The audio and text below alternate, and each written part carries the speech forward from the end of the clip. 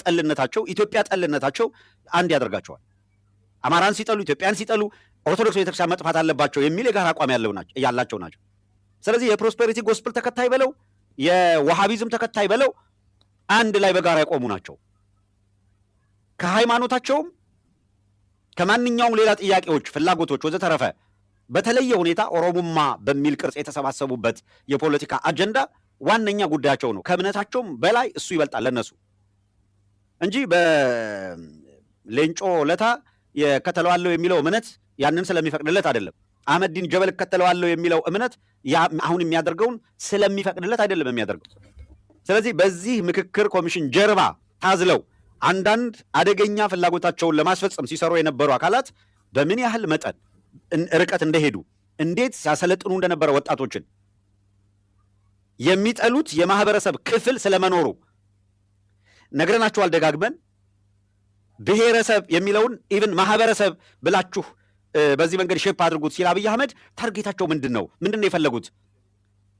እነዚህን በሙሉ እናነሳለን። ዛሬ መነሳት የሚገባቸው ነጥቦች በልኩ መነሳት አለባቸው። እናነሳቸዋለን፣ እንነጋገርባቸዋለን። የአንድ ባንድ ነጥቦች ላይ እንመጣለን። የዛሬው ርዕሰ ጉዳያችን የአብይ አህመድ ትእዛዝና ልዩ ወታደራዊ ዘመቻ በጎጃም የሚል ነው። ቀደም ብዬ እንዳነሳሁት የአሜሪካ አምባሳደር በመቀሌ አምባሳደር ማሲንጋ ተገኝተዋል። መቀሌ እንደምታውቁት ባለፈው ጊዜ ወደ መቀሌ ጉዞ ሊያደርጉ አቋም ከያዙ በኋላ የመቀሌ ጉዟቸው በይፋ ባልተገለጸ ምክንያት ተራዝሟል። ይሄ በመራዘሙ ምክንያት ለበርካታ ትርጉሞች ተጋላጭ ስለነበረ በተለይ ያገዛዙ ሰዎች አሜሪካ በትግራይ ሰዎች ላይ ፊቷን የማዞሪያ ምልክት ነው የሚል የነጌታቸው ረዳ ቡድንም እንደዛው ከአብይ አህመድ ጋር ተሰልፈናል የሚሉ የትግራይ ተወላጆች አሉ፣ በውጭም በውስጥም። እነዚህም አካላት በተለይ በዋነኛነት አብይ አህመድን ተጠግተን አማራ እናጠቃለን የሚል ቅዠት ያለባቸው ናቸው። አብይ አህመድ ጉያ ስራ አይደለም አለን የሚሉትን ኃይል አሰባስበው ከዚህ በኋላ በአማራ ህዝብ ፍላጎት ላይ ተጭነን እንመጣለን እስካሉ ድረስ ምን እንደሚገጥማቸው በሚገባ ማወቅ ያስፈልግ ነበረ። የአብይ አህመድ ሰራዊት ፍላጎቱን ለማስፈጸም የሰራዊት አቅም ይዞ መጥቶ የገጠመውን ያውቃሉ። ባለፉት 3 ዓመታት ሲረግፍ የቆየ ስብስብ ነው። አሁንም ከአብይ አህመድ ጋር አሰላለፋቸውን ያደረጉ አካላት አብይ አህመድ የምንፈልገውን ያስፈጽምልናል የሚል ነገር ያላቸው ይብዛም ይነስም አዲስ አበባ ሀብት ያላቸው ከዚህ ቀደም በተለያየ ምክንያት ሀብት ያፈሩ እነዚህ አካላት አዲስ አበባ መመላለስ የሚፈልጉ አካላት ከአብይ አህመድ ጋር ወዳጅ እንሁን ሲሉ የትግራይ ህዝብን ከአብይ አህመድ ጋር በመሆን የተሻለ ተጠቃሚ እናደርገዋለን ከሚል እሳቤ አይደለም። ለነሱ ግን አሁን ማንኛውም አይነት ለነጻነት የሚደረግ ትግል፣ ማንኛውም አይነት ለህልውና የሚደረግ ትግል ያፈሩትን ሀብት ያሳጣቸዋል። ስለዚህ የትኛውም መብት የህዝብ መብት የቱንም ያክል የተጣሰ ቢሆን ችግር የለብንም የሚል አቋም ያላቸው ሰዎች ናቸው አሁን በይፋ አቋም ይዘው እየተንቀሳቀሱ ያሉት። ይሄ በደንብ በሚገባ መታወቅ ይገባዋል። ዘርዘር አድርገን በእነዚህ ነጥቦች ዙሪያ የተወሰኑ ነገሮች ብናነሳ መልካም ይሆናል። በየረድፉ በየተራ በየቀጹ ለመምጣት እንዲረዳን ቀዳሚ የምናደርገው በጎጃም አካባቢ ያለው ምንድን ነው የሚለውን እናንሳ። በርዕሰ ጉዳዩ የተመለከተውን ይዘን እንግዲህ ሰሞኑን እንዳያችሁት አብይ አህመድ ወደ ጎጃም አቅንቶ አንድ ሙከራ አድርጓል። በጎጃም ስላለው ሁኔታ የተናገረው ንግግር በደንብ በማህበራዊ ሚዲያው ንግግር ውይይት እየተደረገበት ነው የሚገኘው። በጣም አደገኛ የአንድ ሀገር መሪ ነኝ ብሎ ራሱን ከሰየመ ሰው ጋር ቢያንስ ወንበሩን በማናቸው መልኩ ይቆጣጠረው ወንበሩን ተቆጣጥሮ መንግስት ነኝ ከሚል አካል እንደዚህ አይነት ንግግር መስማት ለብዙዎች እየዘገነናቸው ነው የሚገኘው። በእርግጥ የአብይ አህመድን አገዛዝ እስካሁን ያልተረዱ ናቸው ብዙዎች እንደዚህ አይነት ስሜት ውስጥ ያሉ ብዬ ማስበው። የተረዱት አካላት ግን በማናቸው መልኩ ይሄ ኃይል የሚያደርገው እንቅስቃሴ ምንድን ነው የሚለውን በደንብ ኢንተርናላይዝ የሚያደርጉት የሚገባቸው ይመስለኛል። የሆነ ሆኖ ምስራቅ ጎጃም አካባቢ ደብረ ማርቆስ ከሄደ በኋላ ምስራቅና ምዕራብ ጎጃም ለማለት ሞከረ። በንግግሩ በትግሬና በአማራ መካከል በደንብ ሽብልቅ ሊያስገባ ይችላል ብሎ የሚያስበውን የጥላቻ ለመዝራት ሞከረ። በተለይ ከአፄ ዮሐንስ ጋር አያይዞ ይህ ግን መሳለቂያን ያደረገው አፄ ዮሐንስ በዚያ ዘመን በዚያ ሁኔታና የፖለቲካ ሁኔታዎች ውስጥ የተፈጸመ ማናቸውም ነገር ቢኖር ኦህዴድ ባለፉት 8 ዓመታት ከፈጸመውና ገና ዛሬ እየፈጸመ ያለው ወደፊት ሊፈጽመው ከተዘጋጀው አንጻር ሲታይ የዛን እሩብ ያክል በደል ደርሷል ለማለት የሚያስችል አይደለም። የነ አህመዲን ጀበል ተስፈኞች በአንዳንድ ቦታ ላይ ወደኋላ ተመልሰው የሆነ ነገር ሰበዝ መዘው አፄ ዮሐንስ እኮ እዚህ ቦታ ይሄን አድርገው ይሄንን ቦታ ይሄን አድርገው ለማለት ሲዳዳቸው አይተናል። ዛሬ በቁም እየቀበረ ቆዳህን እየገፈፈ ጨው የሚነሰንስ አካል በዘገናኝ ሁኔታ አርዶ ቆራርጦ ጥሎ ደግሞ አትቀበርም የሚል አካል የነፍሰ ጡር ሆድ ከሚቀድ አካል ለውድድር ለንጽጽር የሚቀርብ አይደለም። አይን እያየ በአደባባይ መስጊዱን ሚናራውን በዶዘር ገልብጦ እየጣለ ሙስሊም ነን የሚሉ አካላት ቆብ አድርገው እንዲያጨበጭቡለት አድርጓል። እሱ ስኬት ተደርጎ ሊወሰድ ይችላል። ይሄ የወሃቢ እምነት ተከታይና አራማጅ ነኝ የሚለው ቡድን መስጊዶች በፈረሱ ጊዜ የአማራ መስጊዶች ናቸው እያለ ነው የሚያፈርሰው። ደጋግመን በቪዲዮ አሳይተናቸዋል። የአማራ መስጊድ ነው መፍረስ አለበት የሚል አቋም ነው ያላቸው። እነዚህ ስብስቦች ምንም አይነት እርምጃ ምንም አይነት ነገር ከማድረግ ወደ ኋላ አይመለሱም። ኦፍኮርስ አይመለሱም፣ እናውቃለን። እያደረጉ ያሉት ነገር በሙሉ ግን ትግል ሊደረግበት የሚገባ ነገር ነው በሚል ደግሞ እምነት ነው የታገልናቸው የምንገኘው። ስለዚህ በጎጃም ምንም ተፈጠረ ምንም እነዚህ አካላት በደስታ የሚመለከቱት እንደሆነ እናውቃለን። ሄዶ ያደረገው ሙከራ አልሳካ ብሎት በተለይ በማህበራዊ ሚዲያ ነገርየው ባክፋየር ካደረገበት በኋላ መጀመሪያ የሚሄደው ታስታውሳላችሁ፣ ቤኒሻንጉል ሄደ። ከሄደ በኋላ ወዲያውኑ በጣም አደገኛ ሁኔታ ነው የተፈጠረው በቤኒሻንጉል። ባለፈው ጊዜ ስንት ዜጎች ያለቁበት፣ ስንት አማሮች የተጨፈጨፉበት ሁኔታ ተፈጥሯል። አብይ በሄደበት ሁላ ጭፍጨፋዎች ይካሄዱ ነበረ። ለምን ወደ ጎጃም አቀና የሚለው ሌላው መነጋገሪያ ሆኖ የከረመ ነው። ወደ ጎጃም ያቀናበትን ምክንያት አሁን ሁለት ነገሮች ናቸው። አንደኛው ግልጽ በሆነ መንገድ ያለውን ለማድረግ ነው የሄደው። እሱን አሳይቷል፣ አድርጎ እሱን አሳይቷል። ያው መዝራት የሚፈልገውን ጥላቻ ዘርቷል፣ ተናግሯል። ጥላቻው አፍርቶለታል ማለት ባይቻልም አንዱ ያንኑ ጥላቻ ለመናገር ነው የሄደው። አሁን እዛ የተሰራ የአውሮፕላን ማረፊያ የተለየ ምርቃት የሚፈልግ ሆኖ አብይ አህመድ መሄዱ የሆነ ፋይዳ ኖሮት እንዳልሆነ መቼም እንግባባለን። ሁለተኛው ግን እዛ ሂዶ ተነጋግሮ ከመጣ በኋላ አንድ ነገር በጎጃም ውስጥ ሊከሰት ይችላል የሚለው ግልጽ ነበረ። ስለዚህ በዛሬው ዕለት የሀገራዊ ምክክር ኮሚሽን የሚባለው ቡድን ስራ ጀመርኩ እንደዚህ አልኩ በሚልበት በዚህ ወቅት አረጋ ከበደ ወይም ቀንዳውጣ የምትባለው ሰውዬ ዛሬ ያለችበት ሁኔታ የት ነው? ቀንዳውጧ ዛሬ ቋሪት ሄዳለች። በርከት ያሉ ወታደራዊ መኮንኖች ጀነራሎች ጭምር ይዛ ነው ሄደችው። ከፍተኛ ወታደራዊ አጀብ ነበር። አስቀድሞ አካባቢውን የሚያጥር የሚጠብቅ መድበዋል። የዚህ ዓላማ ምንድን ነው? አሁን ሰውየዋ ተነስታ ወደዛ ሄደችበት ነገር ምንም ሊሆን ይችላል ብላችሁ የምታልፉት ይሆናል። ነገር ግን በጣም ሰፋ ባለ ሁኔታ የአብይ አህመድን ትእዛዝ ተከትሎ ወታደራዊ እንቅስቃሴዎች በልዩ ሁኔታ ጀምረዋል። አንደኛው ወደ ደጋማው በዋነኛነት ወደ ደጋማው የደንበጫ ወረዳ ቀጠናዎች ወደ ሆኑት እንደ ጀኔ፣ ገሊላ፣ ሸለልና ግራ ቅዳም ወደ ተባሉት ግራ ቅዳሞን ወደ ተባሉ ቦታዎች ሰፋ ያለ ሰራዊት እንቅስቃሴ እንዲያደርግ አድርገዋል። የማቻከል ወረዳ ላይ ደግሞ ደጋ ሰኚ ከጅጋ ከተማ ወደ ቋሪት ወረዳ፣ ከአዴት ከተማ ወደ ብራዳማ፣ ከገረገራ በአስተሪዮ ወደ ወይን ውሃ በጣም ከፍተኛ ሰራዊት በእነዚህ አቅጣጫዎች እንዲንቀሳቀስ ተደርጓል። ደግመዋለሁ። ወደ ደጋማው ምናልባት በአካባቢው ላይ አንዱ ወደ ሌላኛው ያለውን እንቅስቃሴ ለማያውቅ ወይም እየተከታተለ ላልሆነ እንዲረዱ ያደርጋል። አካባቢው ላይ መረጃ የሌላቸው ካሉ መረጃ እንዲኖራቸው ያስችላል። ወደ ደጋማው የደንበጫ ወረዳ ነው እንዲንቀሳቀሱ ትእዛዝ የተላለፈው። በእነዚህም እንጀኔ፣ ገሊላ፣ ሸለልና ግራ ቀዳምን፣ የማቻከል ወረዳ ደግሞ ደጋ ሰኝን፣ ከጅጋ ከተማ ወደ ቋሪት ወረዳ፣ ከአዴት ከተማ ወደ ብራዳማ፣ ከገረገራ በአስተሪዮ ወደ ወይን ውሃ እንቅስቃሴ እንዲያደርጉ ትእዛዝ ተሰጥቶ ነው እየተንቀሳቀሰ ያሉት። የዚህ እንቅስቃሴ ዋነኛ ዓላማ ደጋማውን የጎጃም ቀጠና ጮቄንና ደጋዳሞትን ለመቆጣጠር ያለመ ነው። ይሄ ወታደራዊ እንቅስቃሴ በተደጋጋሚ በዚያ ቀጠና ላይ ሰፋ ያለ ሰራዊት አንቀሳቅሰው ያደረጉት እንቅስቃሴ በተደጋጋሚ በሽንፈት እንዲጠናቀቅ መደረጉ ይታወቃል። አሁን በተደጋጋሚ ከገጠማቸው ሽንፈት በመነሳት ወታደራዊ ኃይልም የመሳሪያ ኃይልም በርከት አድርገው ጨምረው ነው እየተንቀሳቀሱ ያሉት። እንዲህ ያለ ሁኔታ እድል የሰጣቸው ደግሞ ግልጽ መሆን አለበት።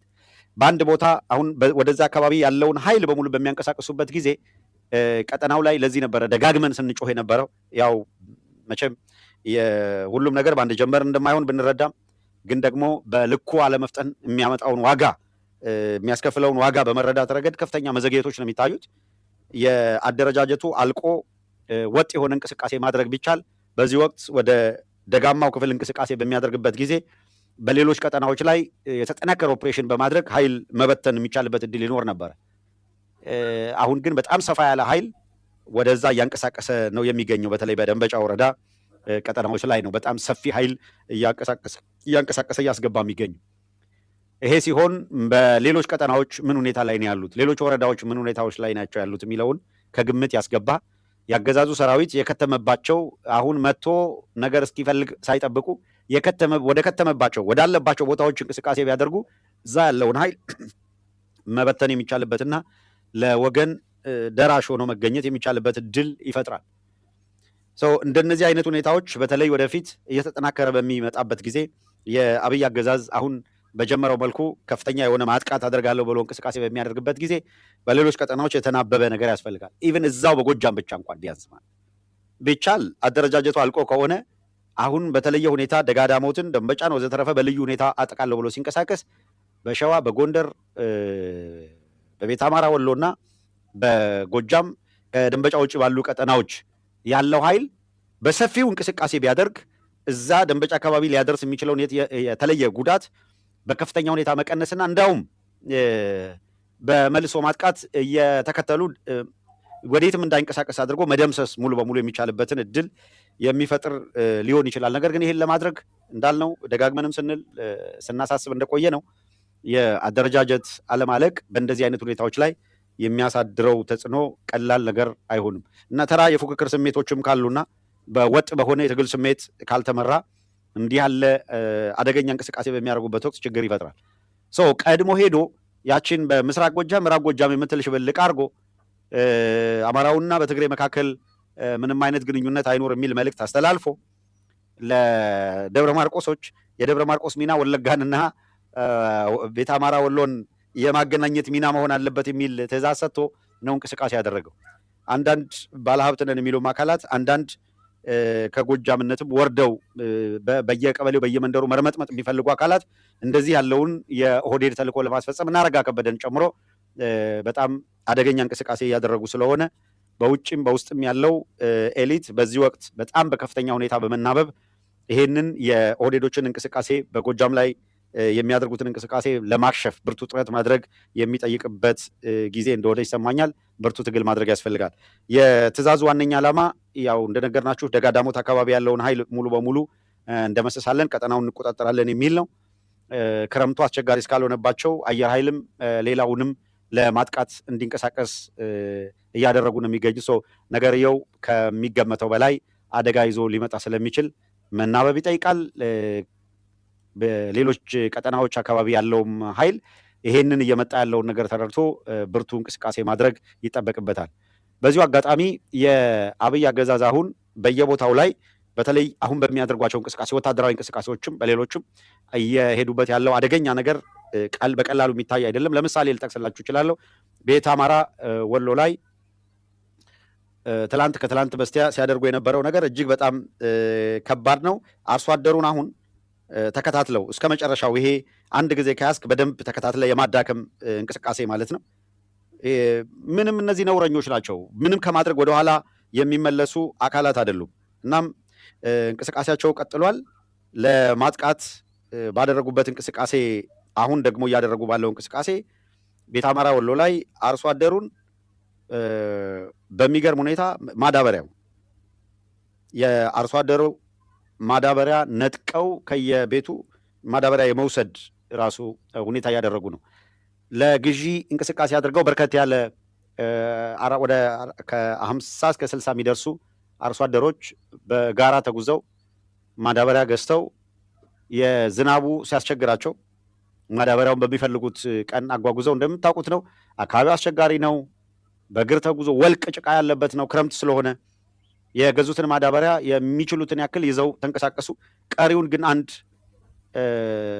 ከመካከላቸው የሚያውቁት አካል ጋር የዝናቡ ጋፕ እስከሚልና በቀጣዩ ቀናቶች ማንቀሳቀስና መውሰድ እስከሚችሉ ብለው አንዱ አርሶ አደር ቤት አድርገው ሄዱ።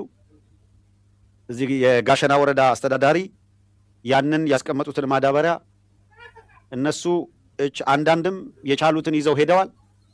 ኃይል ይዞ መጥቶ የ60 አርሶ አደሮችን ማዳበሪያ አስጭኖ ወስዷል። በዚህ ምክንያት አርሶ አደሮቹ ለጥየቃም ሄደው የሚሰማቸው ማተው ባሉበት ቦታ መንገድ ላይ ምግብም እዛው መንገድ ላይ እየተመገቡ ከዚህ ከግፈኛ ስርዓትም ጋር እየተከራከሩ ነው። ጋሸና አገዛዙ እስካለ ድረስ ይሄ የግፍ አይነትና ሁኔታ ቀጣይነቱን ማሳያ ነው። ጋሸናም ይሁን ሌላው የቤት አማራ ክፍል በፍጥነት ካገዛዙ ነጻ ቢወጣ እነዚህ አርሶ አደሮች መንገላታታቸው ይቆማል። እስኪ እንደው የተወሰነውን ነገር በጣም ባጭሩ እንመልከት።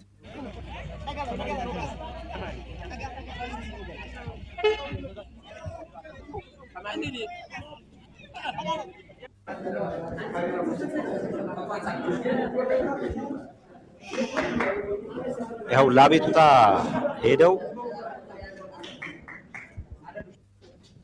በግፍ የወሰዳችሁትን ማዳበሪያ መልሱልን የሚል ጥያቄ ያቀረቡ ነው።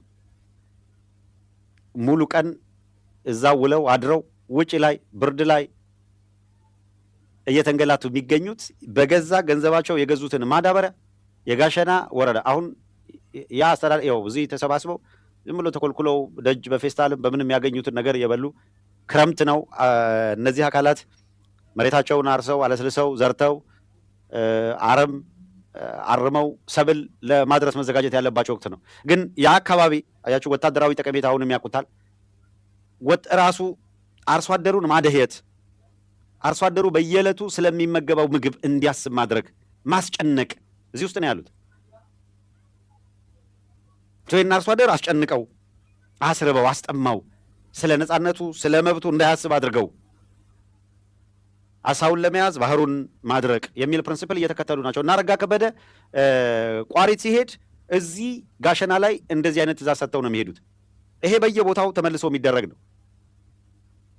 ስለዚህ በጋሸና እዛው አካባቢው ላይም እየተንቀሳቀሱ ያሉ አካላት ለህዝቡ መብት እንታገላለን ለህልውና እንታገላለን የሚሉ አካላት ያው አርሶ አደሮቹ በዚህ ደረጃ ይሄንን ቪዲዮ አዘጋጅተው እባካችሁ ህዝብ ይወቅልን፣ ዓለም ይወቅልን። ሌላው ቀርቶ መጥተው በየቤቱ እኮ ሰብሉን ያውድማሉ። አይታችኋል። ምን ከዚህ የበለጠ ብዙ ጭካኔያቸውን የሚያሳይ በርካታ ነገር እያደረጉ ያሉ አካላት ናቸው። ግን በዚህ አካባቢ ደግሞ እንዲህ ያለ ግፍ በአርሶ አደር ላይ መፈጸማቸው በእጅጉ አሳዛኝ ነው። አነጋጋሪም ሆኖ የቀጠለ ነው። ወደ ሌላው እናልፋለን።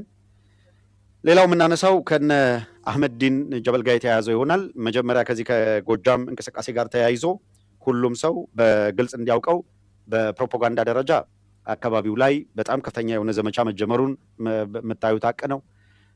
አንዳንዱ በጣም በተራ ፖለቲካን ባለመረዳት በፍጹም ድንቁርና ባለመረዳት ብቻ ሳይሆን በጣም ተራ ድንቁርና ውስጥ ያሉ አካላት አንድን አካባቢ በማጥቃት ላይ የተጠመዱ አሉ። ፊደል ቆጥረናል የሚሉ ትንሽ እናገናዝባለን የሚሉ አካላት መታከኪያ ምክንያታቸው ግለሰቦችን በተናጠል መጥራት ይሆናል። ነገር ግን በወል ሲታይ ፍጹም መራር የሆነ አካባቢያዊ ጥላቻ የተጠናወታቸው አካላት ናቸው። አገዛዙ በሴራ የሚያደርገውን እንቅስቃሴ ስላልገባቸው እዛ ጋር እየተጃመሉ ደግሞ በየዋህነትም ዝም ብለው አብረው የሚጃመሉ አካላት አሉ። እውነት የሚመስላቸው ሌሎች የሚሏቸው ነገሮች። ነገር ግን አሁን ለሚያስተውል ሰው የፕሮፓጋንዳ ዘመቻ አካባቢውን የማጥላላት የመከፋፈል ደጋግመን ስንል ነበረ። ኧረ እባካችሁ ግድ የላችሁም። የአካባቢው ተወላጆች በተለይ ምስራቅ ምዕራብ ምናምን እያልክ እየተዋደንክ በፌስቡክ የምትረጫጭ አካል ምስራቅና ምዕራብ ብሎ አይተውህም። እንደ አማራ ነው የሚፈጅህ፣ እንደ ጎጃም ነው የሚያጠፋህ። ምስራቅ ጎጃም ምዕራብ ጎጃም ብለህ እንደገና ደግሞ በየቀጠናው በየቀበሌው እንድትወርድ የሚያደርግ ያገዛዙ ሴራ ነው።